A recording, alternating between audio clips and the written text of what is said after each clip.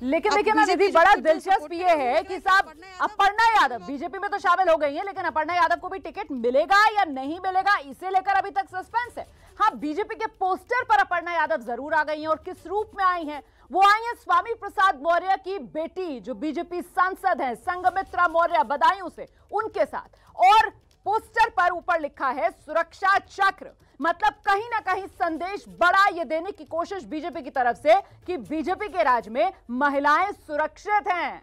और ऐसे में मुझे लगता है प्रोफेसर बद्री नारायण को आना चाहिए कि जो एनसीआरबी के आंकड़ों को लेकर, कानून व्यवस्था के मुद्दे को लेकर बीजेपी की घेराबंदी की जा रही थी विरोधियों की तरफ से, आपको लगता है उसी को कुंद करने के लिए ये संघमित्रा मौर्य और अपर्णा यादव का चेहरा बीजेपी के सुरक्षा चक्र वाले पोस्टर पर? प्रोफेसर बद्री नारायण, एकदम ठीक कह रही हैं आप कि एक तरह से बीजेपी ये मैसेज देना चाहती है कि किस तरह से महिलाएं हमारे राज्य में सुरक्षित है।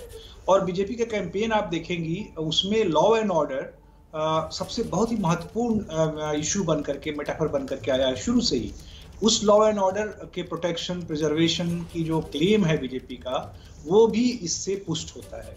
दूसरी बात ये है रोमाना कि ये जो अपर्णा के आने से, भले ही अपर्णा जमीन की नेता नहीं है, लेकिन परसेप्शनल फायदा बीजेपी को होगा।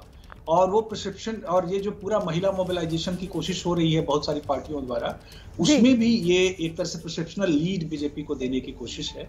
और वैसे अगर आप देखेंगी तो उनका जनाधार तो नहीं है, लेकिन मुलायम परिवार की एक अपनी एक तरह से ना पॉलिटिकल कैपिटल है, परसेप्शनल कैपिटल है।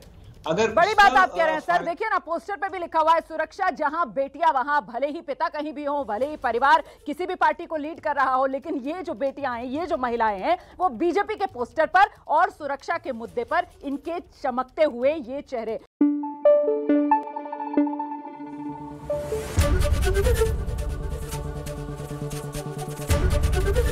एबीपी न्यूज आपको रखे आगे।